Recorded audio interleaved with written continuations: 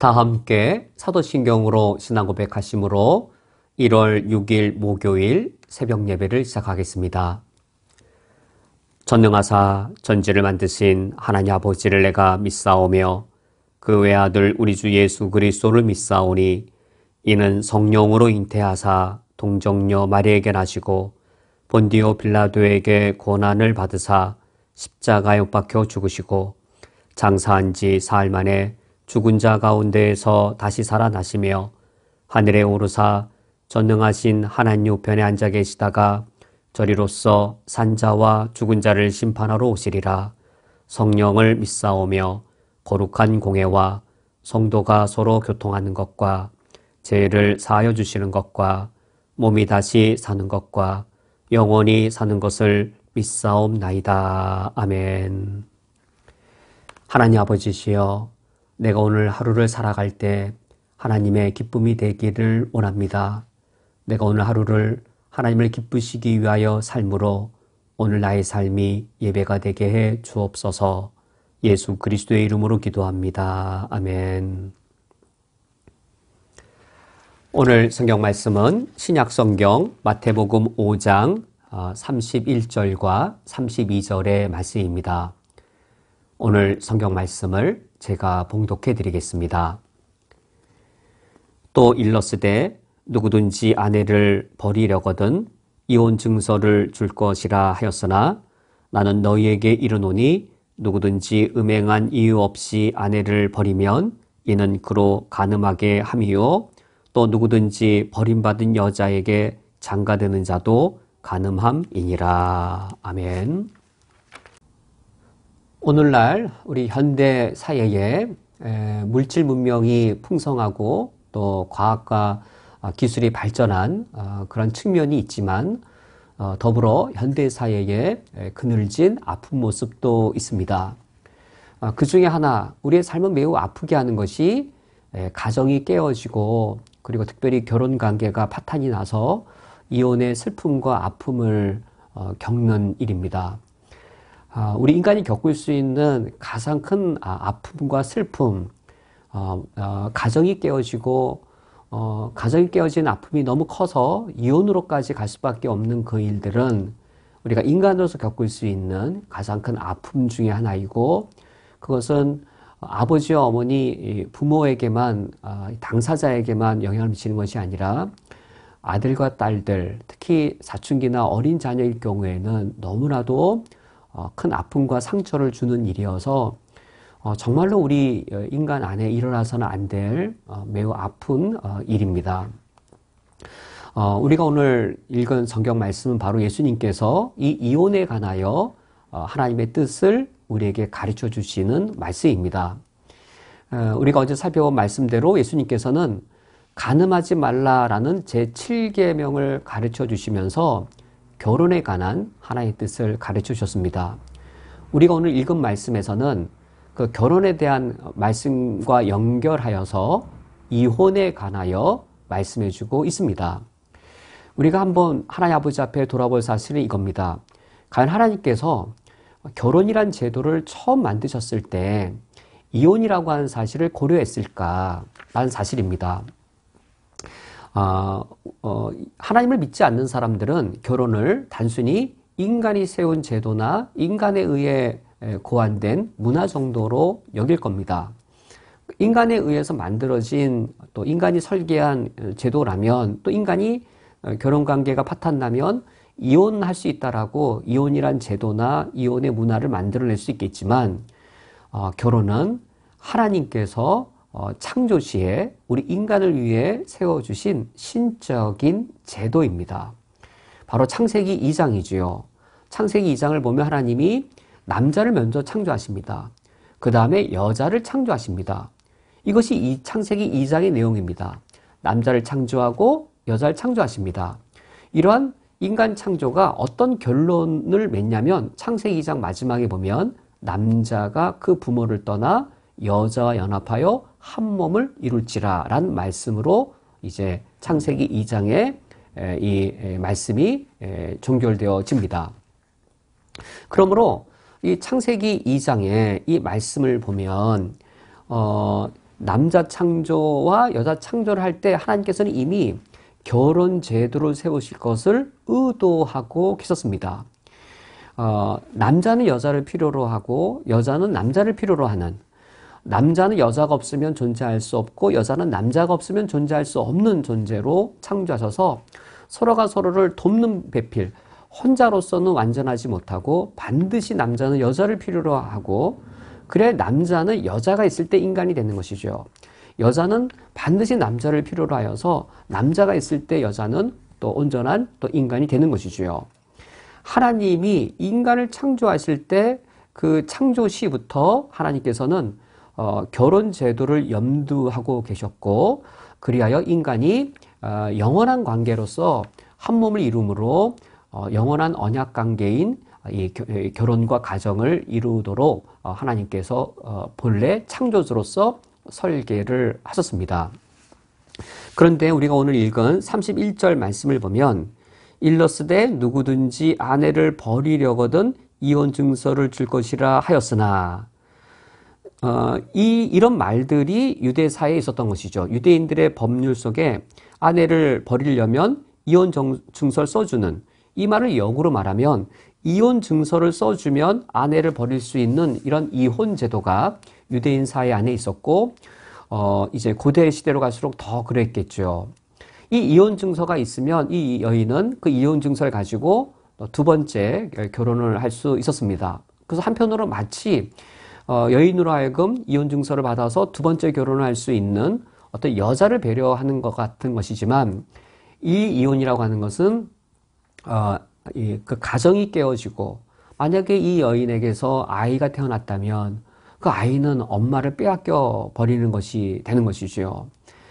결혼 관계가 파탄 날 때 가정까지 파탄이 나게 되는 이 일은 인간이 타락한 후 타락한 인간에 의해 하나님이 전혀 의도하시지 않았던 이러한 이 일이, 이러한 이혼 제도가 생긴 것이었습니다. 하나님은 본래 영원한 관계로서 결혼 관계를 의도하셨습니다. 이런 이혼이 왜 일어나는가? 이혼의 사유에 여러 요인들이 있겠지만 예수님께서 지금 제7계명 간음하지 말라, 제7계명을 가르치시는 맥락에서 이혼을 말씀하셨기 때문에 결혼관계를 깨트리는 아주 중대한 요인을 제7계명과 관련하여 이렇게 가르치십니다. 32절에 나는 너희에게 이르노니 누구든지 음행한 이유 없이 아내를 버리면 이는 그로 간음하게 함이요 또 누구든지 버림받은 여자에게 장가드는 자도 간음함이라 라고 하여서 결혼관계를 깨트리는 아주 이 중대한 심각한 이 사유를 음행이라고 예수님이 말씀해주고 있습니다. 음행이 가정을 파탄내고 결혼관계를 깨트리는 아주 중요한 요인이었던 것이죠. 이 사실은 사실 오늘날에도 현대시대에도 일어나고 있습니다. 음행으로 인하여서 결혼관계가 깨어지는 일들이 고대시대나 오늘날에도 있는 것이죠. 제7계명을 지키면 단순히 7계명을 지키는 것이 아니라 제7계명을 지키면 결혼관계를 지키게 됩니다. 가정이란 하나님 주신 선물을 지키게 됩니다. 왜 그러한 것인가? 우리는 제7계명 간음하지 말라라는 이 하나님이 우리에게 주신 성을 지금 이 음행의 수단으로 사용할 때 이런 가정이 깨어지는 일이 있는 것이죠. 하나님께서는 성을 창조하실 때 하나님께서는 성을 무엇과 관련시켰냐면 하나님이 남자 여자를 창조하시고 생육하고 번성하라라고 하십니다. 남자와 여자가 성관계를 통하여서 생육하고 번성하라고 하신 것은 하나님께서는 성관계를 단순히 성욕이나 또는 어떤 단순한 성행위로 여기신 것이 아니라 생명과 관련시키셨습니다. 생육과 번성이라고 하는 생명이 태어나는 일, 창조주의 설계 속에 남성과 여성이라고 하는 그 성이 이 성관계를 맺는 것은 생명을 태어나게 하는 것이었죠. 그러므로 하나님이 만드신 성은 단순히 성욕을 위한 성기인 것이 아니라 단순히 성욕을 위한 성기인 것이 아니라 생명을 태어나게 하기 위한 생식기로서 하나님이 성을 창조하셨습니다. 그러므로 하나님께서는 성을 결혼과 관련시키신 것이죠. 성을 생명이 태어나는 방편으로 삼으셨으므로 성을 생식기로 창조하셨고, 이처럼 생명이 태어나는 것을 결혼 관계 속에서 생명이 태어나게 하신 것이죠. 결혼 관계 속에서 성을 통해 생명이 태어날 때 그 당사자는 그 순간 아버지와 어머니가 되어집니다. 그리고 아버지와 어머니는 자녀와 부모와 자녀의 관계를 맺게 되어집니다. 생명과 결혼이란 관계 속에서 아버지와 어머니가 되어지고 부모와 자녀가 되어지는데, 이런 것을 이루는 가장 이 기초가 바로 성이었던 것이죠. 그러나 오늘날 현대가 되어질수록 이런 성이 생식기여서 생명을 태어나게 하되 결혼관계 안에서 생명이 태어나므로 아버지와 어머니가 되고 부모와 자녀가 되어진다라는 이 개념은 매우 전통적이고 고리타분한 것처럼, 이런 것을 이야기하면 아주 매우 고리타분한 사람, 전혀 융통성이 없는 사람, 매우 보수적인 사람으로 치부되어지는 그런 성향이 오늘날 더 강해지고 있습니다. 성욕의 자유, 성행위를 마음껏 할 수 있는 권리가 오히려 주장되어지면서 성이 생명과 관련되는 것이 아니라 성적 쾌락의 자유와 관련되어지고, 성이 생명이 태어나서 가정이라고 하는 걸 세우는, 가정의 구성원이 태어나서 가정을 세운다는 그 개념보다 개인의 자유와 개인의 어떤 즐거움을 누리는 사적인 은밀한 공간으로 여겨지므로 창조주 하나님이 본래 세우신 이러한 아름다운 결혼관계가 더럽혀지고 깨어지고 있습니다. 오늘 말씀을 맺도록 하겠습니다. 그러나 하나님께서 결혼 제도를 처음 세우실 때 창조주로서 세우셨고, 인간을 창조하실 때 창조 시부터 결혼 제도를 신적 제도로 세우셨습니다.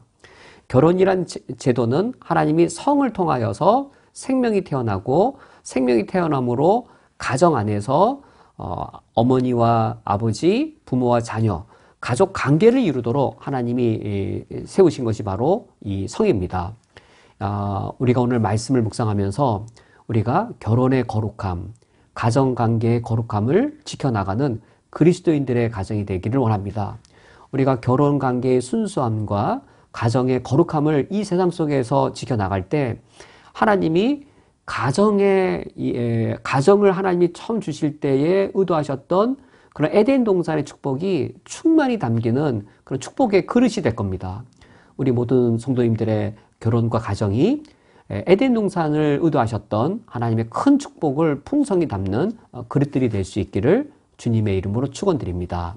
함께 기도하겠습니다.